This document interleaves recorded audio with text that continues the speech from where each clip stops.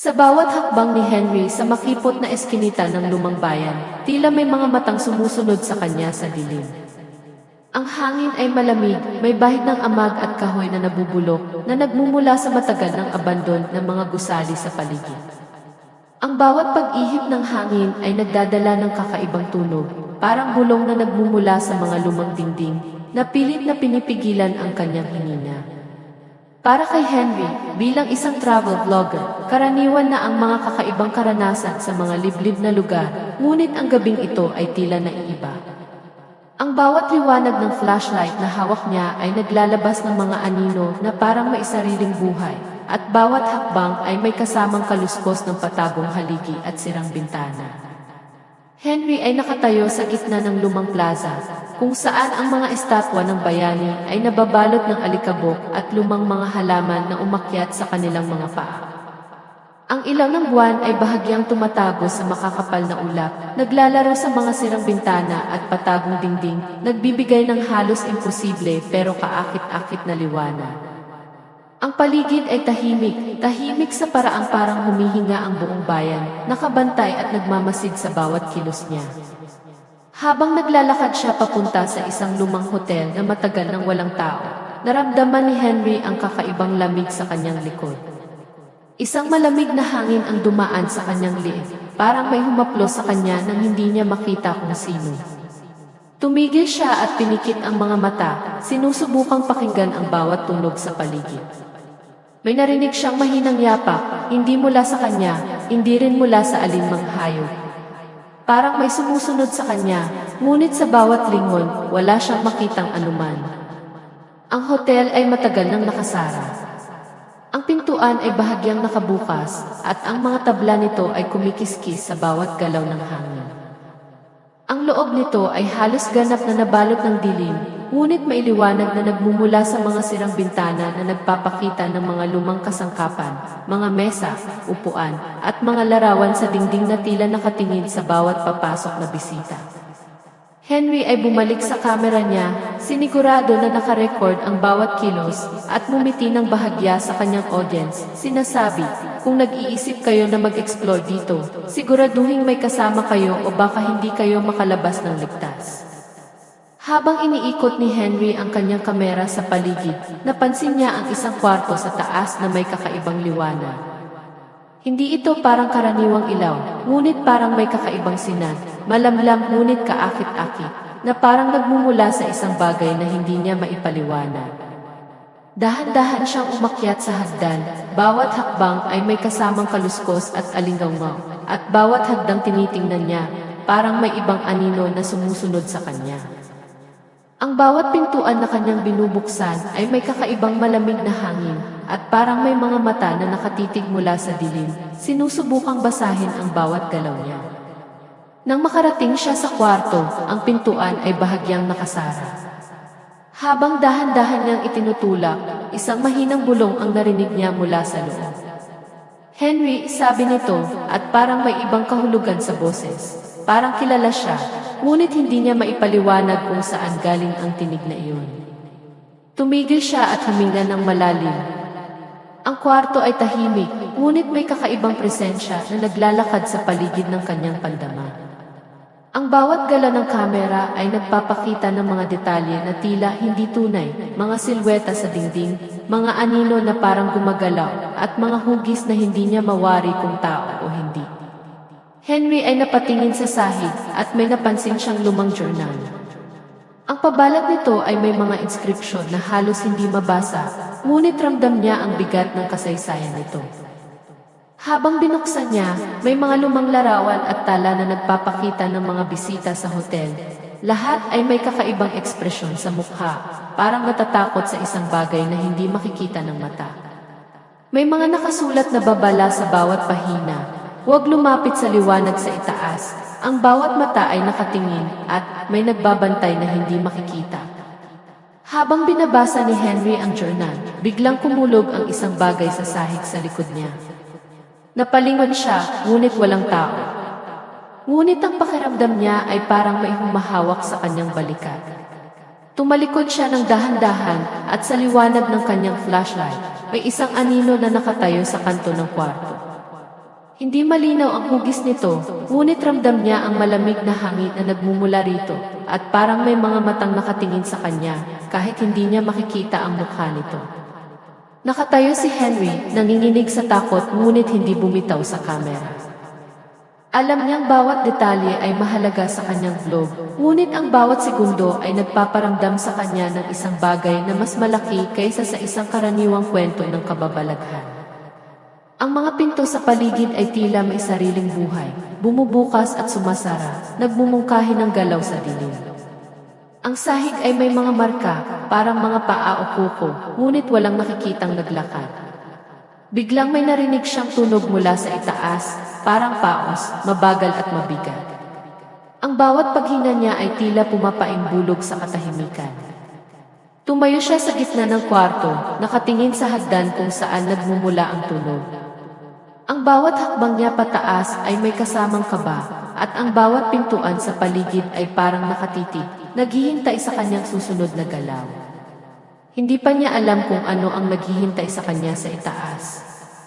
Ang liwanag na nagmumula sa kwarto ay mas lumalakas, parang may nagbabantay, nag-aanyaya at nagbabala sa kanya ng sabay. Ang pakiramdam niya ay hindi siya nag-iisa, ngunit walang nakikitang tao. Ang hangin ay malamig, may bahid ng lumang kahoy at amag, at bawat galaw ng kanyang buhok ay parang sinasabi sa kanya, lumapit ka ngunit hindi ka ligtas. Habang iniikot niya ang kamera, napansin niya ang isang pinto sa dulo ng hallway na bahagyang nakabukas. Ang liwanag sa loob nito ay kakaiba, parang may sariling buhay, naglalabas ng init at lamig ng sabay. Henry ay huminga ng malalim, alam niyang kailangan niyang lumapit upang malaman ang misteryo. Ang bawat hakbang ay may kasamang kaba at adrenalina, at sa bawat hakbang, nararamdaman niya ang presensya na mas malakas kaysa dati. Paglapit niya sa pinto, narinig niya muli ang mahinang boses.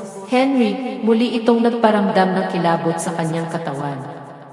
Ang boses ay pamilyar, ngunit hindi niya matandaan kung saan niya narinig.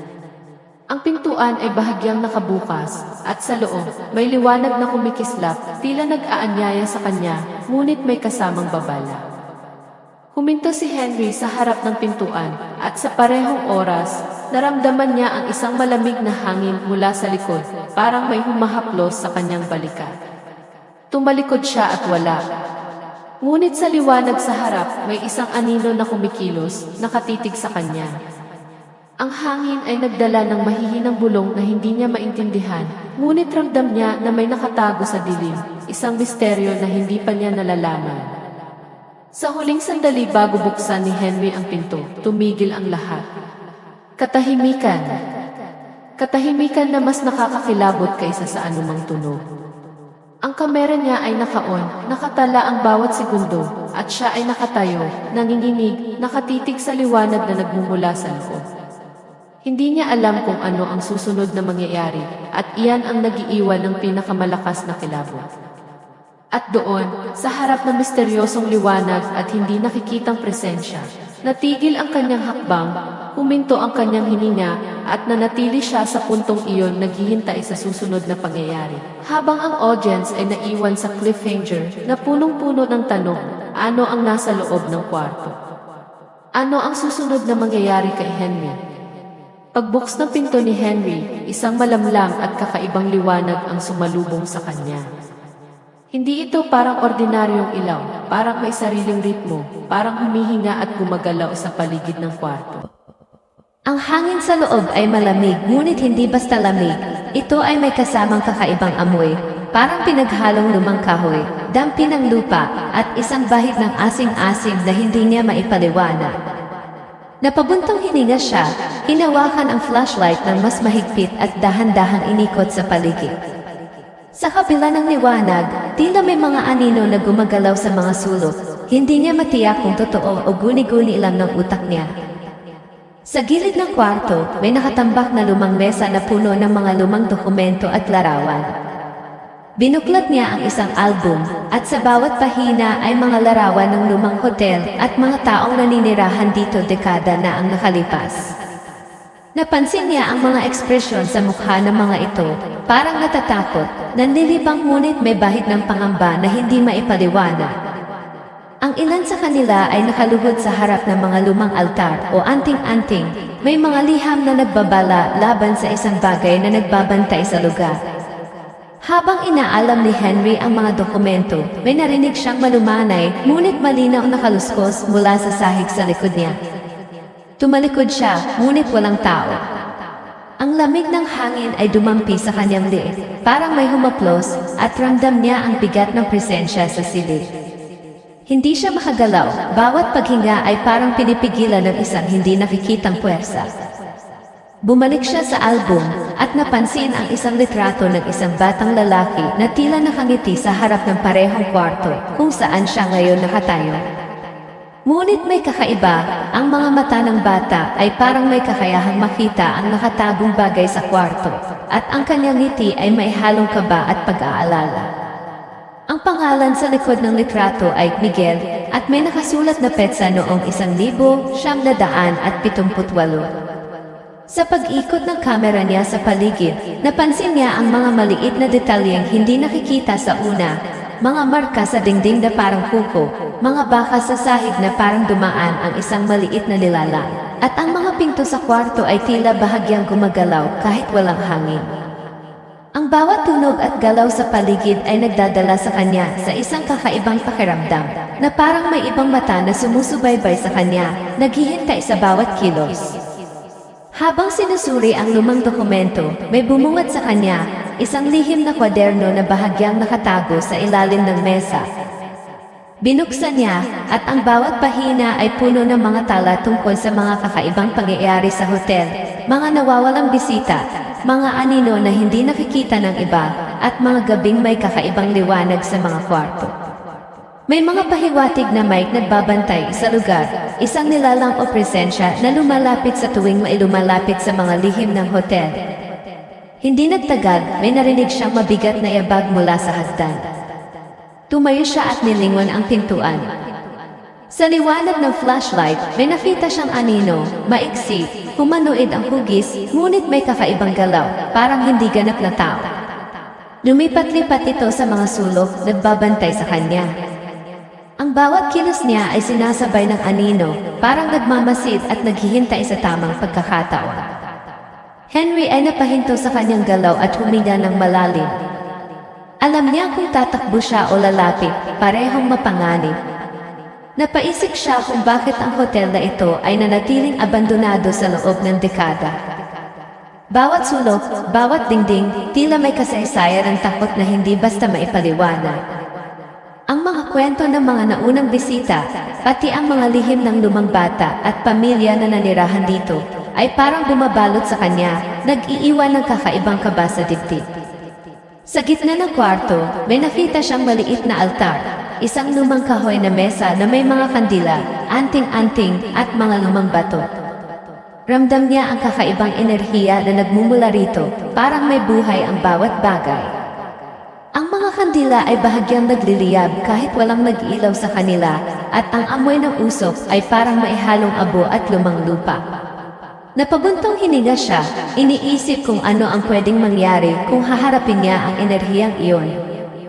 Habang naglalakad siya papalapit sa altar, may narinig siyang mahinang bulong. Henry, muli itong boses, pamilyar ngunit hindi niya matandaan kung saan niya narinig. Ang boses ay parang nagmumula sa loob mismo ng dingding o marahil mula sa anino na gumagalaw sa paligid.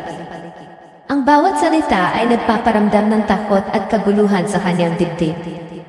Hindi niya alam kung tatakbo o lalapit, ngunit ang kanyang pagiging travel vlogger ay nagtulak sa kanya. Binuksan niya ang kamera, iniikot sa paligid at hinawakan ang altar. Ang bawat detalye ng mga bagay ay nagpapakita ng lumang kasaysayan ng mga taong nakaranas ng kakaibang pangyayari. May mga tala sa kwaderno na nagsasabing ang mga mata ay nagbabantay, ang liwanag sa itaas ay hindi dapat lapitan, at may nakatago sa dilim. Habang nakatitig sa altar, may narinig siyang kaluskos mula sa itaas, mga hakbang na mabagal ngunit mabigat. Tumayo siya sa gitna ng kwarto, ang flashlight ay umiikot sa paligid, at may nakita siyang isang pinto sa dulo ng hallway na bahagyang kumikisla. Ang liwanag na nagmumula rito ay hindi natural, parang may sariling buhay. Ang bawat hakbang niya papalapit ay sinasabay ng kakaibang pakiramdam na parang may ibang presensya na nagmamasid, naghihintay sa bawat galaw niya. Hindi nagtagal, may isang bagay na bumangon sa dilim ng kwarto. Isang anino, humanoid ngunit hindi ganap na tao na parang sumusubok makipag-ugnayan. Ang bawat galaw nito ay sinasabay ng kakaibang lamig at bahid ng hangin. Henry ay napahinto sa galaw, nanginginig sa takot at sabik na malaman ang misteryo. Ang bawat segundo ay tila binibilang ng presensya at bawat tunog sa paligid ay nagpapataas ng tensyon. Napabuntong hininga siya at humarap sa kamera. Alam niyang kailangan niyang i-record ang bawat detalye para sa kanyang audience. Ngunit kahit gaano man siya maging profesional, ramdam niya ang bigat ng kakaibang enerhiya sa silid. Ang liwanag mula sa pinto ay kumikislap ng mas malakas, at ang anino sa sulok ay lumapit ng dahan-dahan, parang nag-aanyaya sa kanya sa isang hindi pa nalalaman na katotohanan.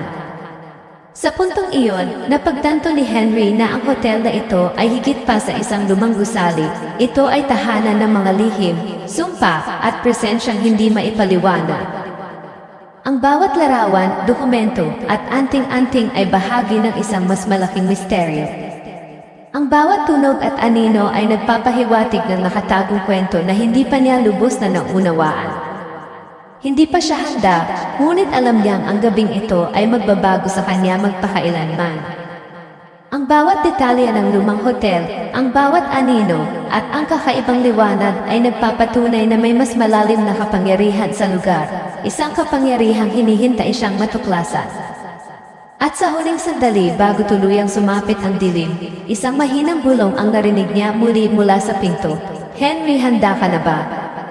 Hindi niya alam kung ano ang susunod, ngunit ang bawat hakbang sa dilim ay puno ng suspense, at ang kanyang audience ay naiwan sa isang tanong na puno ng kilabot. Ano ba talaga ang naghihintay sa loob ng lumang hotel? Habang lumalim ang gabi, mas tumindi ang lamig sa loob ng lumang hotel. Ang bawat hakbang ni Henry sa sahig ay nagdadala ng alinggaw at tila bawat tunog ay nagpapahiwatig ng presensya ng isang bagay na hindi niya makita.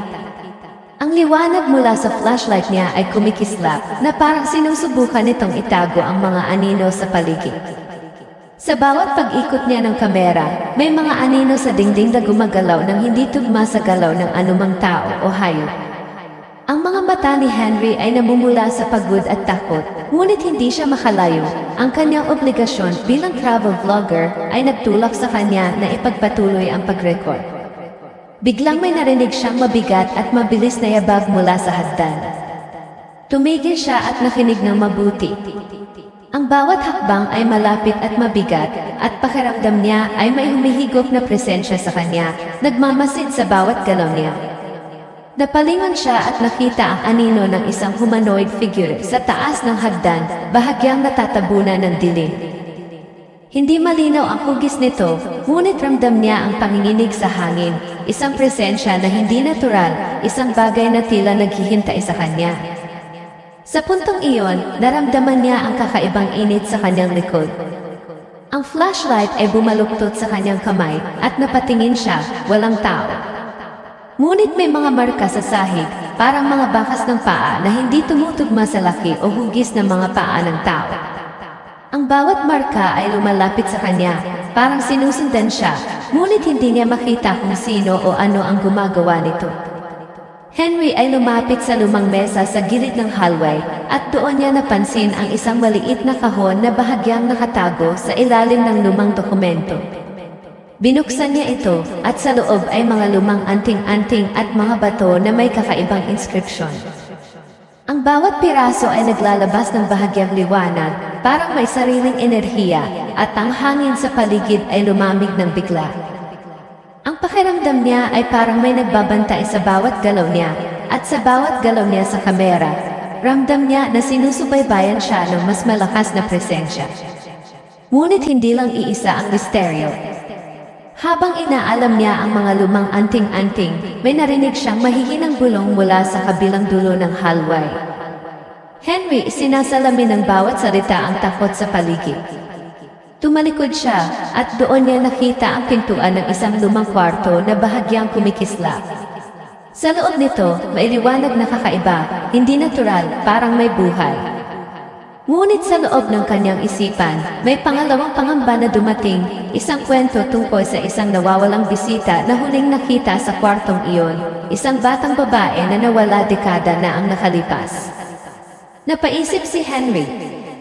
Ang mga tala sa lumang journal ay nagsasabi na may nangyaring kakaibang karanasan sa kwartong iyon, mga tunog ng hagupit, kaluskos, at mga anino na lumilitaw sa dilim.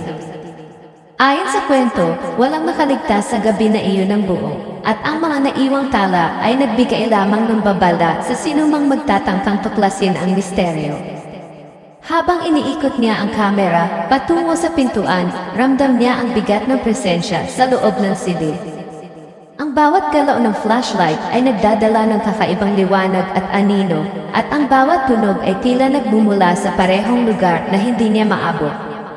Habang lumalapit siya, may narinig siyang paos mula sa kisam, mabagal, mabigat at malalim. Tumigil siya at huminga ng malalim, ramdam ang bawat pulso ng adrenalina sa kanyang katawan. Ang kanyang mata ay napalingon sa liwanag sa pintuan at napansin niya na may bahid ng dugo sa sahig na parang sariwa, ngunit walang anumang pinagmulan. Ang bawat hakbang ay puno ng kaba at ang bawat galaw niya ay sinasalubong ng kakaibang puwersa. Sa gitna ng hallway, biglang may narinig siyang kaluskos mula sa lumang hagdan sa likod niya. Tumalikod siya at nakita niya ang anino ng isang batang babae. Pambihirang anyo, maikli, ngunit may mata na puno ng kakaibang liwanag. Ang batang ito ay parang humihingi ng tulong, ngunit may halong babala. Ang bawat kilos niya ay hindi tugma sa anumang normal na galaw ng tao. Henry ay napahinto, nanginginig sa takot, ngunit alam niyang kailangan niyang ituloy ang pag-record. Hindi nagtagal, may naramdaman siyang dahan-dahang haplos sa balikat. Tumalikod siya, ngunit wala. Ramdam niya ang presensya, parang may sumusunod sa bawat hakbang niya, ngunit walang nakikita. Sa parehong oras, may narinig siyang malalim na ungol mula sa itaas, isang presensya na mas mabigat at mas malakas kaysa sa anumang nakita niya. Ang bawat galaw ng anino sa paligid ay tila nagbibigay ng babala, at ang bawat hakbang ni Henry ay nagiging mas mabigat sa bawat segundo. Dahil sa tensyon, napansin niya ang mga lumang larawan sa dingding, mga nakaniting mukha ng mga bisita, ngunit may kakaibang ekspresyon sa kanilang mga mata. Lahat sila ay nakatitig sa kanya, parang sinusubaybayan. Ang bawat larawan ay nagdadala ng mas maraming katanungan, bakit naroon ang mga mata na iyon? Ano ang nangyari sa bawat isa? At higit sa lahat, ano ang naghihintay sa dulo ng hallway? Biglang may isang malakas na kaluskos mula sa bintana. Ang isang lumang kurtina ay biglang humampas sa sahig, at sa gilid ng liwanag, may anino na naglalaro sa dilim. Ang bawat galaw ng anino ay nagpapataas ng takot, at ang bawat hakbang ni Henry ay puno ng kaba. Ang bata sa hagdan ay nanatiling tahimik, ngunit may halong pahiwatig na may mas malaki pang misteryo sa likod ng bawat galaw at liwanag. Henry ay napahinto sa gitna ng hallway, huminga ng malalim, at napansin ang mga detalye na dati ay hindi niya nakikita, mga marka sa sahig, mga baka sa dingding, mga lumang alahas at bato sa lumang mesa na parang naglalabas ng sariling liwanag. Ang bawat detalye ay nagdadala ng mas maraming misteryo, at ang bawat tunog sa paligid ay nagmumungkahi na may mas malakas pang presensya sa loob ng hotel. Sa puntong iyon, napagtanto ni Henry na hindi lang siya ang nakatuklas ng lihim ng hotel. May isang mas malalim at mas madilim na kwento na bumabalot sa bawat sulok, sa bawat anino, at sa bawat liwanag. Ang bawat hakbang niya ay may kasamang panganib, at ang bawat galaw ay sinusubaybayan ng mga mata na hindi niya makita. Ang bawat detalye ng lumang hotel, ang bawat anino sa dingding, at ang bawat tunog sa sahig ay nagdadala ng mas maraming misteryo, mas maraming takot, at mas maraming katanungan na hindi niya pamasagot. Bago niya tuluyang isulong ang hakbang papunta sa liwanag ng pintuan sa dulo ng hallway, naramdaman niya ang malamig na hangin sa likod, at narinig ang isang mahinang bulong, "Henry, hindi ka pa handa." Ang bawat salita ay nagpaalala sa kanya na ang misteryo ay hindi pa tapos at na may mas malalim pang panganib na naghihintay sa loob ng hotel. Isang presensya na hindi pa niya nakikita ngunit ramdam na ramdam sa bawat bahagi ng kanyang katawan. Sa puntong iyon, nanatili si Henry sa gitna ng hallway. Ang flashlight ay kumikislap sa paligid. Ang kamera ay nagre-record ng bawat detalye at ang audience ay naiwan sa isang mas malalim na tanong. Ano ang nasa loob ng kwarto? Ano ang gagawin ni Henry sa presensyang nagmamasid sa kanya? At higit sa lahat, anong misteryo ang nakatago sa mga anino ng lumang hotel? Sa bawat hakbang ni Henry patungo sa pinto sa dulo ng hallway, ramdam niya ang bigat ng presensya sa paligid. Ang liwanag ng flashlight ay naglalaro sa mga dingding, nagbubunyag ng mga anino na hindi niya matukoy, parang may sariling buhay at kumikilos ayon sa sariling kagustuhan. Ang bawat kaluskos ng kanyang mga paa sa lumang sahig ay sinasalubong ng mas malakas na tunog na parang may ibang naglalakad sa kanyang likod. Hindi niya alam kung tatakbo, lalapit o hihinto dahil sa bawat desisyon ay tila may nakatagong panganib na naghihintay. Biglang, mula sa itaas ng hagdan, may malakas na paos na bumaba, mabagal, mabigat at puno ng galit. Tumigil si Henry, nanginginig at hinawakan ang kamera ng mahigpit. Sa liwanag ng flashlight, may lumitaw na anino sa dulo ng hallway. Mas malaki, humanoid ngunit may deformed na mga braso at katawan na parang hindi buo. Ang presensya nito ay mas malakas kaysa sa lahat ng kanyang naramdaman. Ang bawat hakbang nito ay nagdudulot ng panginginig sa sahig at halimuyak ng lumang usok at kahoy na nasunog. Hindi naglaon, may maririnig siyang mga mahinang bulong sa paligid, hindi lamang mula sa pinto, kundi mula rin sa dingding, kisame at sahig. Ang mga bulong ay nagbumungkahi ng mga pangalan ng mga taong nawala sa lumang hotel, mga pangalan na hindi niya kilala, ngunit ramdam niyang may kaugnayan sa misteryo. Ang mga mata niya ay sumilip sa mga larawan sa dingding, at ang bawat isa ay parang humihinga, nakatingin sa kanya, nagbabantay sa bawat kilos. Habang lumalapit siya sa pinto, may naramdaman siyang malamig na haplos sa balikat, parang may humihila sa kanya palayo, ngunit sa parehong oras, parang may nag-aanyaya sa kanya papasok. Tumakbo ang kanyang isipan sa iba't ibang posibilidad, bakit siya hinugila pabalik? Ano ang naghihintay sa loob? Ang kanyang kamera ay nagre-record ng bawat galaw, ngunit ang bawat segundo ay parang tumatagal ng labis, punong-puno ng takot at hindi tiyak na galaw. Sa labas ng pinto, may mga marka sa sahig, maliliit, maikli, tila mga paa ng bata, ngunit hindi natural ang ritmo ng paglakad. May kahalong ngiti at galit sa bawat bakas na parang sinusubukan siyang akitin sa loob. Habang iniikot ni Henry ang flashlight, napansin niya ang mga lumang bagay na bumabalot sa paligid. Mga kandila na naglilihab sa sariling liwanag, mga bato at anting-anting na tila gumagalaw sa bawat paghinga ng hangin. At mga larawan na ang mga mata ay parang sinusundan ang bawat galaw niya. Biglang may narinig siyang kaluskos mula sa kisam. Mabigat at malakas, parang may bumagsak na bagay, ngunit walang anumang lumilitaw. Ang bawat tunog ay nagdadala ng kakaibang tensyon sa kanyang dibdib na para bang bawat segundo ay nagiging mas matindi kaysa sa huli. Tumalikod siya at nakita ang anino ng batang babae sa hagdan, nakatingin sa kanya, tahimik, ngunit ang mga mata ay nagliliyab, punong-puno ng babala. Parang sinasabi ng batang iyon na may mas malalim na panganib sa loob ng pinto na kanyang nilalapitan. Hindi niya maiwasang mapansin ang mga detalye sa paligid. Ang mga pinto sa gilid ay bahagyang kumikislap, parang may nagbubukas at nagsasara ng pusa. Ang mga alahas at bato sa mesa ay parang nagliliyab sa sariling enerhiya. At ang bawat larawan sa dingding ay may mga mata na parang sumusunod sa kanya sa bawat galaw. Ramdam niya na wala na siyang ligtas na lugar. Ang bawat sulok ay may presensya. Ang bawat anino ay may sariling kilos. At ang bawat hakbang ay puno ng panganib.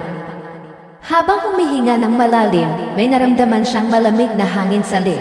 Parang may humahaplos sa kanya. Ang bawat galaw ng hangin ay may kasamang bulong, mga pangalan at babala na hindi niya maintindihan, ngunit ramdam niya na may kinalaman sa kanya. Ang kamera niya ay patuloy na nagre-record, ngunit ang bawat segundo ay nagdadala ng mas maraming misteryo at mas matinding takot. Henry ay napahinto sa harap ng pinto, nanginginig sa takot. Alam niya kung papasok siya, wala nang matatakbuhan o matataguan. Ang liwanag mula sa loob ay kumikislap, parang may sariling buhay, at bawat hakbang niya papalapit ay sinusubaybayan ng anino sa dulo ng hallway at ng batang babae sa hagdan. Ang bawat segundo ay tumatagal ng labis, punong-puno ng suspense at kaba, na parang bawat galaw ay may kasamang panganib na hindi niya alam. Hindi nagtagal, may narinig siyang malalim na ungol mula sa loob ng pinto. Ang tunog ay puno ng galit at hinanakit, isang presensya na mas malakas at mas matindi kaysa sa anumang nakita niya. Ang bawat hakbang niya ay parang tinutulak palayo, ngunit ang kanyang kuryosidad at tungkulin bilang vlogger ay nagtulak sa kanya na ipagpatuloy ang paglapit. Sa kanyang paglapit sa pinto, may naramdaman siyang bigat sa dibdib, parang may nakatayo sa kanyang likod, sinusubaybayan ang bawat hininga. Ang bawat galaw ng anino sa paligid ay nagdadala ng mas maraming kaba, at ang bawat hakbang ay parang pinipilit ng presensya sa loob ng hotel. Napabuntong hininga siya, iniikot ang flashlight sa paligid, at nakita ang bawat detalye, ang mga lumang larawan, ang kandila, ang bato at anting-anting, lahat ay may sariling enerhiya na hindi niya maintindihan. Ang mga mata ng batang babae sa hagdan ay patuloy na nakatingin sa kanya, tahimik ngunit puno ng babala. Ang bawat segundo ay parang tumatagal ng mas matindi, at bawat tunog ay parang bumabalik sa kanyang isipan, nagdudulot ng mas maraming tensyon at misteryo. Ramdam niya na ang hotel ay higit pa sa isang lumang gusali. Ito ay isang tahanan ng mga lihim, presensya, at kapangyarihang hindi niya pa naunawaan. Bago tuluyang buksan ni Henry ang pinto, may narinig siyang mahinang bulong sa paligid. Henry, handa ka na ba? Ang bawat salita ay nagdadala ng panginginig sa kanyang katawan, at ang kanyang puso ay mabilis na tumitibok. Alam niya na sa sandaling ito, ang misteryo ay mas lalalim at mas magiging delikado. Ang audience ay naiwan sa puntong-puno ng suspense. Ano ang susunod na makikita ni Henry? Ano ang presensya sa loob ng pinto? At higit sa lahat, ano ang nakatago sa dilim ng lumang hotel na ito? Habang nakatayo si Henry sa harap ng bahagyang nakabukas na pinto, ramdam niya ang bigat ng bawat hininga at ang malamig na hangin na tila bumabalot sa kanya mula sa lahat ng sulok. Ang liwanag na nagmumula sa loob ay parang kumikislap at humihikbi, at bawat hakbang na kanyang gagawin ay tila sinusukat ng isang presensya na hindi niya nakikita. Tumigil siya sandali, huminga ng malalim, ngunit bago pa man siya makaalis o makapasok, may napansin siyang kakaiba sa paligid. Ang mga lumang larawan sa dingding ay nagbabago ng ekspresyon. Ang mga mata ng mga nakaniting bisita ay biglang nagiging mapanuri, puno ng pangamba at parang humihiling ng tulog. Ang bawat detalye ay nagpapahiwatig na may higit pang nakatago sa lugar na hindi pa niya naunawaan. Bigla, narinig niya ang mahinang bulong mula sa pinto. Henry, hindi ka nag-iisa. Ang tinig ay pamilyar, ngunit may kakaibang tono, parang naglalaman ng paalala at babala sa parehong oras. Tumalikod siya at nakita ang anino ng batang babae sa hagdan na tila lumapit ng dahan-dahan, ngunit sa halip na takot, may halong kalungkutan at pangulila sa kanyang mga mata.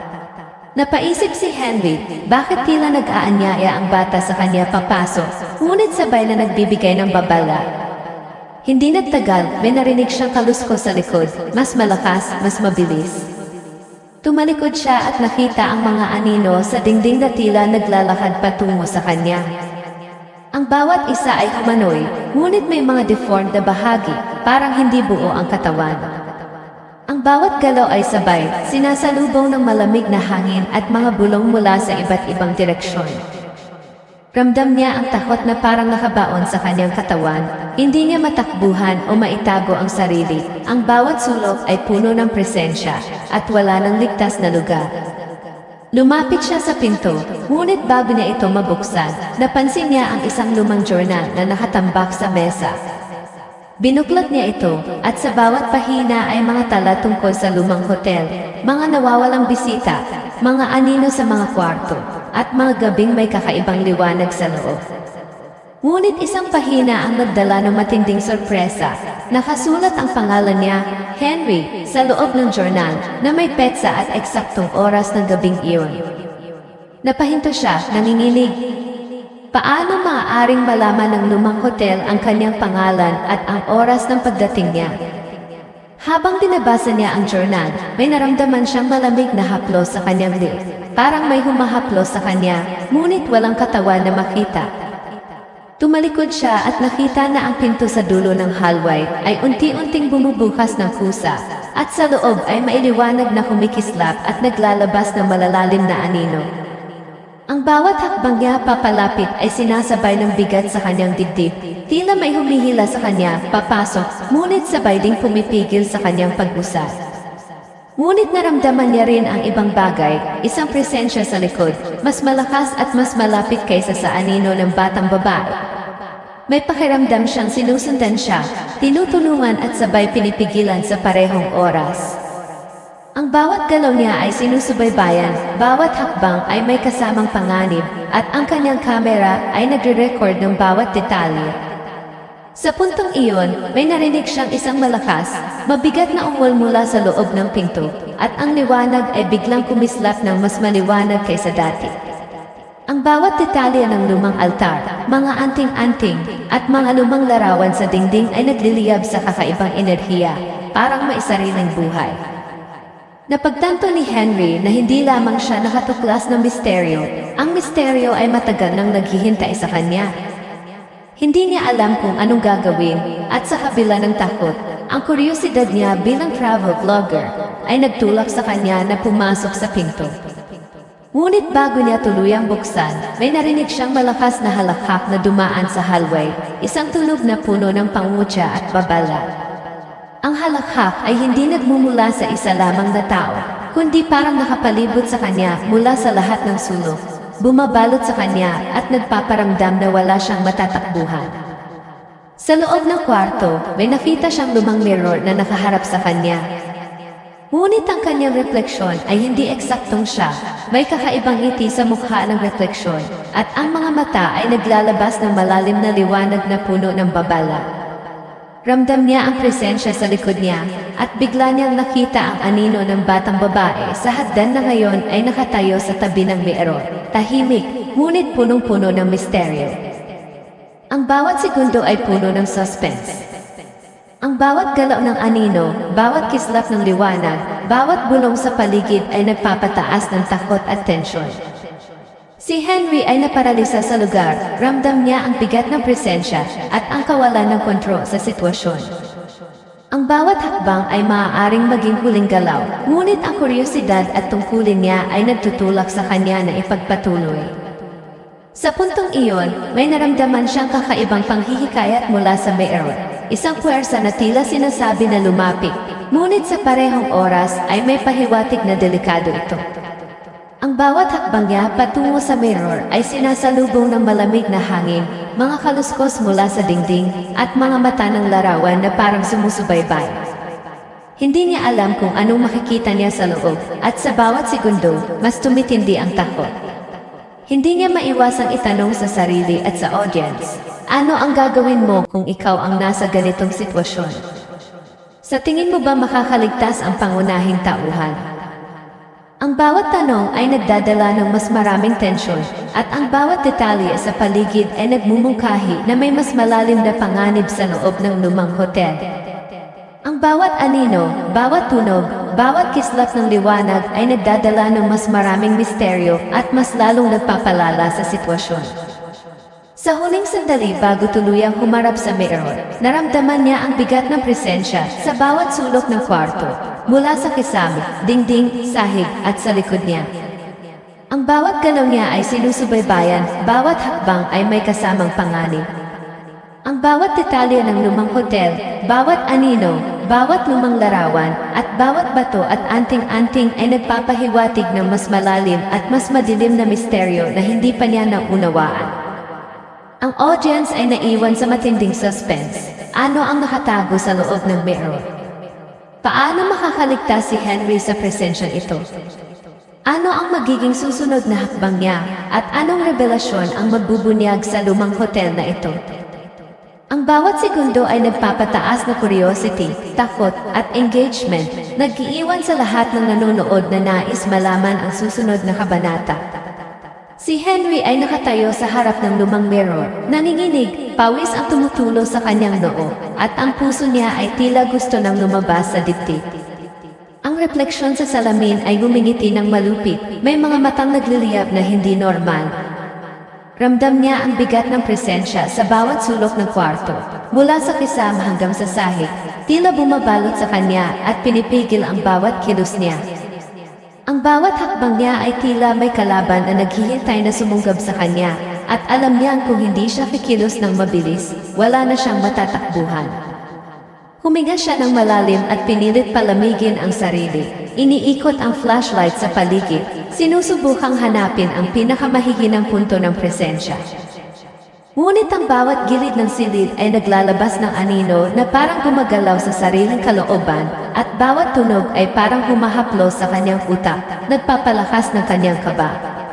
Napansin niya ang mga lumang bato at anting-anting sa mesa, may liwanag na tila nagmumula sa loob ng bawat isa, parang enerhiyang maaaring gamitin. Sa desperasyon, kinuha niya ang isa at hinarap sa refleksyon, parang sinusubukan itong labanan. Biglang, ang refleksyon sa mirror ay humulog ng bahagya sa likod, tila nagbago ang posisyon nito sa ibang dimensyon. Ang batang babae sa hagdan ay tumakbo palapit sa kanya, ngunit sa halip na makatulong, biglang naglaho, at ang mga mata nito ay naiwang nakatingin mula sa isang sulok ng silid, parang pinapahiwatig na may mas malalim pang panganib. Sa parehong oras, naramdaman ni Henry ang isang malakas na puwersa na humihila sa kanya papasok sa mirror. Ang bawat galaw niya ay sinusubaybayan at bawat segundo ay puno ng tensyon at takot. Hindi siya nagpatinag. Sa halip, nagdesisyon siyang harapin ang presensya ng direkta. Sinunggaban niya ang lumang bato at itinaas ito, pinilit na basagin ang ibabaw ng mirror. Sa unang tama, may malakas na kalabog at isang puting liwanag ang sumiklab sa kwarto. Halos masunog ang kanyang paningin. Ang mga anino sa paligid ay napalayo, parang kinataboy ng enerhiya mula sa bato. Ngunit hindi pa tapos ang laban, ang refleksyon ay bumangon at nagsimulang gumalaw ng kusa. Lumalabas sa mirror at nagiging ganap na humanoid na may galit na ekspresyon. Si Henry ay tumalikod at tumakbo sa hallway, bitbit ang kamera at flashlight, sinusubukang umiwas sa bawat anino at kaluskos sa paligid. Ngunit ang hallway ay tila lumawak, at bawat pinto at sulok ay naglalabas ng mas malalaking panganib. Ang bawat hakbang ay puno ng kaba, at ramdam niya na bawat galaw ay sinusubaybayan ng presensya. Ang bawat larawan sa dingding ay nagliliyab sa liwanag ng flashlight, at ang bawat mata sa mga larawan ay parang humihingi ng tulong, nagbabantay sa kanya habang siya ay tumatakas. Ang hallway ay muling tahimik, ngunit hindi normal, may kakaibang hangin, parang nagbabantay pa rin ang mga anino, at higit sa lahat, anong mga lihim ang nakatago sa loob ng mirror at sa lumang hotel na ito na hindi pa niya naunawaan. Bago tuluyang lumabas, napaisip siya, ano ang gagawin mo kung ikaw ang nasa ganitong sitwasyon? Sa tingin mo ba makakaligtas ang pangunahing tauhan? Ang bawat tanong ay nag-iiwan ng kaba at curiosity sa manonood, at ang bawat detalyeng naiwan ay nagmumungkahi na ang kwento ay may mas malalim pang susunod na kabanata. Ang climax ay nagtapos sa intense, nakakatindig balahibong paraan, ngunit ang misteryo at suspense ay nanatiling buhay sa isipan ng bawat manonood. Si Henry ay nakaupo sa lumang silya sa gitna ng kwarto, pawis pa rin ang katawan, nanginginig ang mga kamay, at ang kanyang puso ay tila nagtatagal bago muling huminga. Ang bawat bahagi ng kanyang katawan ay naninigas sa takot at pagod, at ang isip niya ay paulit-ulit na nire-reply ang lahat ng nangyari sa loob ng lumang hotel, ang mga anino, ang mga bulong, ang refleksyon sa mirror, at ang batang babae sa hagdan. Ramdam niya na bagaman nakaligtas siya, hindi pa rin tapos ang misteryo. May bahagi sa loob niya na alam niyang naiwan pa rin ang isang hindi nakikitang presensya na patuloy na nagmamasid. Habang naglilibot ang kanyang mga mata sa kwarto, napansin niya ang mga lumang bato at anting-anting na dati niyang ginamit upang labanan ang presensya. Bagaman tila wala na ang humanoid refleksyon at ang batang babae ay hindi na nakikita, ramdam niya ang kakaibang enerhiya sa paligid, parang may humihikayat sa kanya na huwag basta lisanin ang lugar. Pinilit niyang huminga ng malalim at itabi ang lahat ng gamit sa kanyang bag, ngunit bawat galaw ay sinasalubong ng maliliit na kaluskos sa paligid, parang may sumusubaybay sa bawat kilos niya. Lumabas siya ng kwarto at unti-unting naglakad sa hallway. Ang liwanag mula sa flashlight ay kumikislap pa rin, at sa bawat hakbang, ang mga larawan sa dingding ay tahimik, ngunit ramdam niya ang kanilang presensya. Ang mga mata ng mga larawan ay parang nagbabantay, nagsasabi sa kanya na may nakaliligaw pa ring misteryo sa lugar. Tumigil siya sa tuktok ng hagdan at tumingin pababa, at dito niya naisip na baka may naiwan siyang hindi pa natutuklasang detalye sa loob ng mirror. Ang bawat segundo ay puno ng kaba, at alam niyang hindi niya maaaring baliwalain ang anumang tunog o galaw sa paligid. Habang naglalakad papalabas ng lumang hotel, nakaramdam siya ng kakaibang pakiramdam. Ang mga pinto na dati ay sarado ay bahagyang kumikislap at parang unti-unting nagbubukas. Ang bawat galaw ng kurtina sa hangin ay nagpapakita ng mga anino na mabilis lumitaw at nawawala. Nakaramdam siya ng panghihikayat, parang tinutulak ng lugar na bumalik sa loob. Tumigil siya at napatingin sa paligid, iniikot ang kamera, sinusubukang dokumentuhin ang huling mga detalye. Ngunit bago pa man siya makaalis, may narinig siyang bulong mula sa dilim, "Henry, balikan mo kami." Tumigil si Henry, nanginginig, at ang bawat hibla ng kanyang buhok ay nakatayo. Hindi niya alam kung sino o ano ang nagsalita, at ang kanyang puso ay tila pumipilit na tumakas ng mabilis. Ramdam niya na may bahagi pa rin ng misteryo na hindi pa natutuklasan, at kahit nakalabas siya ng kwarto, ang mga mata ng batang babae sa kanyang isipan ay patuloy na sumusunod sa bawat hakbang niya. Napagtanto niya na ang karanasan ay hindi lamang isang gabi ng takot, ito ay nag-iwan sa kanya ng marka, isang pangmatagalang pangunawa na may mga bagay na hindi natin kayang ipaliwanag. Pagdating niya sa labas ng hotel, huminga siya ng malalim at ang malamig na hangin sa gabi ay tila bumalot sa kanya, nagbibigay ng kaunting ginhawa. Ang kalangitan ay madilim at ang mga bituin ay nagliliyab ng tahimik, tila nagbabantay sa kanya. Ngunit sa bawat hakbang niya palayo, ramdam niya ang bigat sa dibdib, ang alaala ng refleksyon, ng mga anino at ng batang babae ay nanatili sa kanyang isipan. Alam niyang ang karanasang ito ay babalikan siya sa kanyang panaginip, sa kanyang isip, at sa bawat kwento na ikukwento niya sa kamera. Habang naglalakad siya papunta sa kanyang sasakyan, napansin niya ang isang maliit na silweta sa bintana ng hotel, parang batang babae na nakatingin sa kanya, tahimik ngunit malinaw na nagbabantay. Ang kanyang katawan ay muling nanginginig, ngunit ngayon ay maihalo ring pag-aalala at respeto sa presensya na iyon.